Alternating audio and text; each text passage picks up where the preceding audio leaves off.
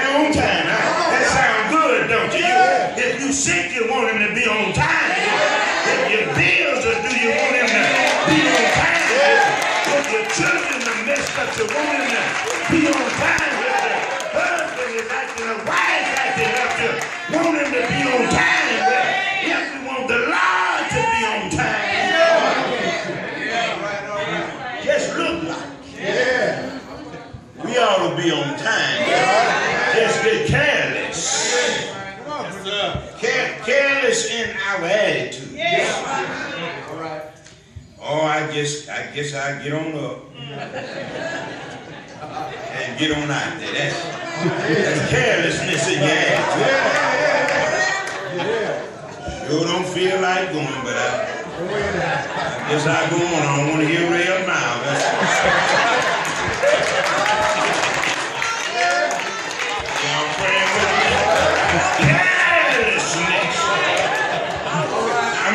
Just saying what I'm saying, because when I was unsaved, when I was going out partying, now don't act like you don't know what I'm talking about, though. When God saved me, He saved the sinner, and when He saved you, He saved one too.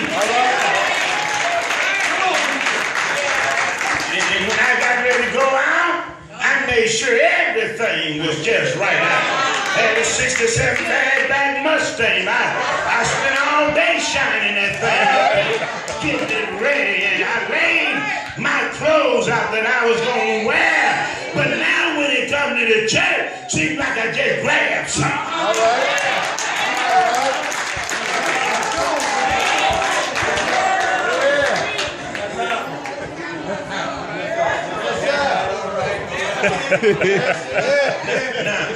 Now, you know you have to plan some stuff. See, when I was dating Sister Bogan, she was just trapped. She didn't know it. There wasn't no getting away, brother Riley. I planned that whole thing. I didn't wax that car all day for nothing. And when I got through waxing, I selected the music I was going to play. I planned that thing. That girl was hooked.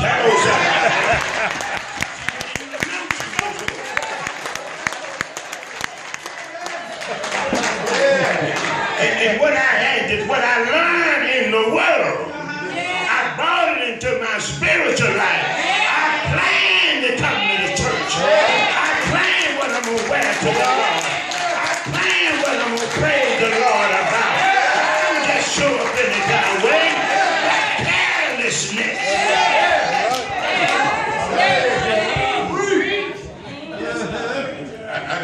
You don't bother me. You do what you got to do. That's help me.